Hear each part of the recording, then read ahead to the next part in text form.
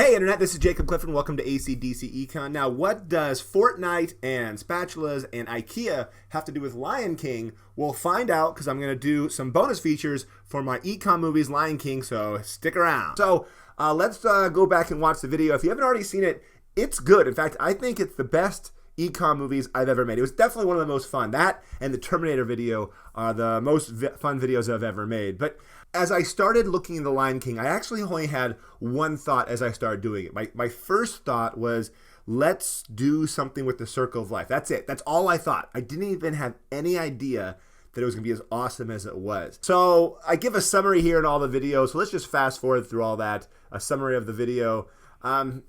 Right here where it jumps in to the discussion between Simba and Mufasa. This is the key to creative destruction, understanding this concept. One day, Simba, the sun will set on my time here and will rise with you as the new king. So I didn't work in the concept of structural unemployment, but structural unemployment is the key to this idea. Creative destruction is the idea that some jobs become obsolete, and that's what creates structural employment. In fact, the word structural comes from a quote from the economist that came up with the idea of creative destruction in the first place. So here's the quote right here. But if you're wondering, there is a connection between those different concepts. I also want to throw in the idea of, as I did here with Slitherio, it's a great game. If you've never played it, go play it. It's super fun. There's that. Also, there's a game called Fortnite, which is the same idea. It's a different game, but same idea, right? When you die, your stuff is all out there and people can take your stuff, right? And that's how businesses are, right? When one business dies, another business is going to take its place. In fact, let's see if that's true, right? When Toys R Us goes out of business, see if another company comes in your local Toys R Us and starts up shop. And it'll happen. It'll take a few months, but it'll happen. Now, this whole section about Toys R Us was so cool to learn about. Now, Toys R Us, if you didn't know, had some trouble in the end of last year. They, filed for bankruptcy, and then all of a sudden, now they're officially saying, yeah, it's over. So Toys R Us are all going out of business. I didn't work it into this, and this is one of those little bonus things you get to watch in this bonus feature. There is a video I'm going to show you right now. It's from an old 80s TV movie called UHF, and you've probably never seen it before, but it has a fake commercial for spatulas. Honey, where's the spatula? Okay, kids, let's go. There's just one place to go for all your spatula needs. Spatula City! Spatula City! A giant warehouse of spatulas for every occasion. Thousands to choose from in every shape, size, and color. And because we eliminate the middleman, we can sell all our spatulas factory direct to you. Where do you go when you want to buy name brand spatulas at a fraction of retail cost? Spatula City! Spatula City! And this weekend only, take advantage of our special liquidation sale. Buy 9 spatulas, get the 10th one for just 1 penny. Don't forget, they make great Christmas presents. And what better way to say I love you than with the gift of a spatula? Spatula City! Spatula City! Spatula City, 7 locations. We're in the yellow pages under Spatulas. My, where did you get that lovely spatula? Spatula City, we sell spatulas, and that's all. Okay, did you think that was funny? I mean, I remember seeing that the first time and thinking it was hilarious. The reason why it's so funny is they're trying to show you that this business for spatulas, Spatula City, is a category killer, right? They're just destroying when it comes to just selling as many spatulas as possible. And the reality is you can't be a category killer in spatulas. And there's so many funny things. If you didn't see in there, first of all, the whole idea of just being one business specializing in spatulas is hilarious. The whole idea of giving away for Christmas or as an anniversary gift is hilarious. There's a part right there on the screen where it says no money down, which is hilarious. The whole concept of buying 9 and getting another one for 1 cent is hilarious, because why would you ever buy 9, right? Those are all economic concepts, right? That idea of, diminishing margin utility. You're going to get less and less utility from each one of those spatulas. So why would you want a 10th spatula, right? Oh my gosh, just so hilarious. Anyways, let's keep watching this. Here we go. So I read up a little bit. I was going to give some more details about why Toys R Us died. It wasn't just because Walmart and Amazon. It was also because of they went to some massive debt, I think about 10 years ago or so. So they had a lot of debt, which is a problem. And I could have made a whole story about that. Oh, so I showed this scene to my wife, Paula, and she laughed at this. She thought this was really funny, putting the the businesses, the kings of the past up there. Now, this quote right here from Ron Swanson, I'm not sure how many people know Ron Swanson and Parks and Rec, but that's a really good quote. I actually wanted to work in the episode where he says that, but it didn't really fit, so I didn't do it. But it's a really good quote. So if you didn't stop and read it now. It turns out, apparently, that scene with all the wildebeest, I was reading about it. It turns out, I think they said it took 2 years to actually make all that wildebeest on the computer. This is back in the very beginning of computer animation.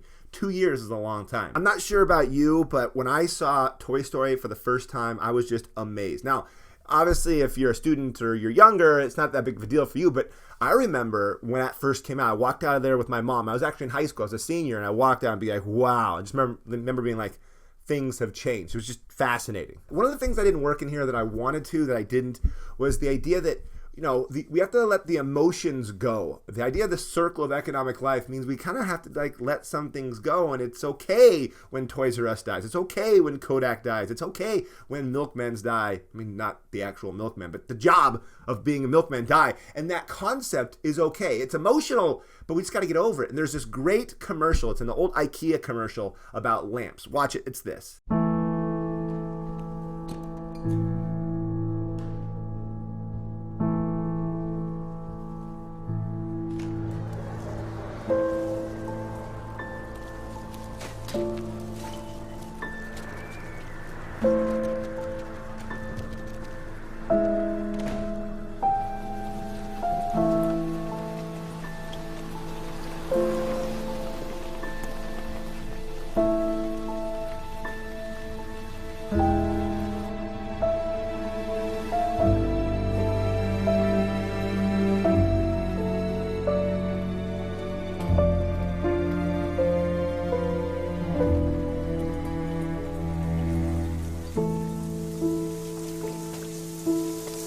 Many of you feel bad for this lamp.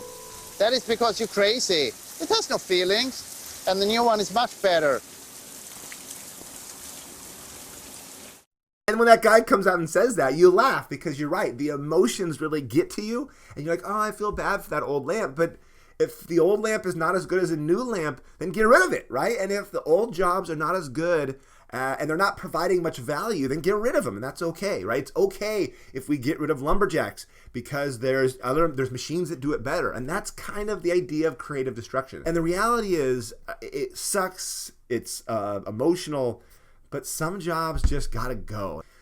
So I wasn't sure if I wanted to put this part in here because I didn't want to make it too political. One of the things I don't want to do in my videos is get people off on topic, and they're focusing more on, oh, but you're anti this person or pro that person. So I put that little thing in there about the idea of Trump wanting these tariffs. So people recognize that protectionism is a conversation we're having today, right now. So the first day the video was up, I got a comment from an econ teacher named Josh Freehill, and he says, as an economics teacher, I appreciate your crash course videos. However, I can't show this. It's just too one-sided politically. Globalization has its ugly sides too. And he is 100% right. So I actually debated how much I wanted to try to make this political, because I don't want to make any of my videos political. But let's establish there's a difference between the current political views towards tariffs and protectionism right now and what economists agree. So when I say most economists agree, I'm not saying like 51%, all right? That would be very political. But according to a survey done by ManQ, 93% of economists agree with this quote: tariffs and import quotas usually reduce general economic welfare. So yes, there are some people that think tariffs are good, and they're not economists. Most economists agree that tariffs are bad. Now, like I said before, globalization does have its ugly truths, and I've said this in other videos. In fact, I put it in the Economics of Trump video. I added this. There are all sorts of countries do horrible things, and we should not trade with them, right? You shouldn't do business with a company that does horrible things, and I don't do businesses with those companies, and I don't want to trade with those kind of countries. Most economists agree with this concept, and because I make econ videos, that's what I'm going to focus on. I don't bring in the political, and here's what this guy thinks, or here's what that guy thinks. I'm just going, hey, here's what most economists agree with. So there it is. I was going to use another speech. In fact, it was by President Obama. He was out in front of DreamWorks, and he was talking about the idea that one of our main exports, funny enough, one of our main exports now is not goods and services, it's entertainment. And so he gives this quick speech, and I didn't use it because, again, I didn't want people to become like, oh, you're pro-Obama, or you're left, you're right. I didn't want that junk in my video. So here's a speech. And I've come here today because this is one of America's economic engines. Not just DreamWorks, but this whole cluster of companies that generations have grown up knowing. Disney and Warner and Universal and others. When you think about it, what finance is to New York, what the auto industry is to the Midwest, what technology is to Northern California, entertainment is to this part of the country. And most of us have spent a lot of time thinking about our favorite movies or TV shows, but we don't often think about the entire infrastructure and industry behind the scenes. Hundreds of thousands of middle-class jobs. They're not always on the marquee.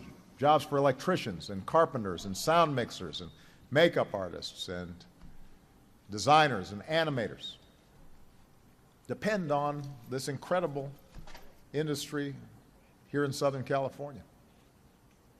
Entertainment is one of America's biggest exports. And every day you sell a product that's made in America to the rest of the world. And it's kind of interesting if you think about it, right? It's obvious that we produce a lot of really cool stuff. I mean, YouTube, what you're doing right now is made in America. It's this idea of what YouTube is and all that value that it was created, but it's not a good, it's a service, right? We're not producing a thing per se. You're providing a service. You can use YouTube to learn economics. You can use YouTube to express your views or to learn what other people think, and that's amazing. It's like this video library that everybody has access to. That's pretty cool stuff, right? And if you think about it, right, we produce a lot of really amazing things, but a lot of them aren't stuff where it's not manufacturing. So again, I didn't want to make it political, but Obama kind of said it pretty well on that one. This right here is my favorite quote in the entire video, right? This is it. How can I go back? I'm not who I used to be. I'm not who I used to be. How can I go back? Well, you can't go back. You got to move forward. Cool concept. I love that connection in this video. So I hope I made sense as I was making this video. Towards the end, I wasn't sure if I was connecting the concepts well enough. I tried to lay out an idea, right? Some jobs disappear, some businesses disappear, some industries disappear, right? And then some sectors of the economy disappear as well. And so I'm trying to show that literally through the entire video. I finish off here with a new king that represents the future, and that's the future economy that we're all going to be living in. And what is that king going to look like? We don't know, but the only way to get there is through innovation. So as it says here, give this video a like, give the other video a like, share that, get it out there so more people understand this idea of creative destruction and the limits of protectionism. Thank you so much for watching this video. Until next time.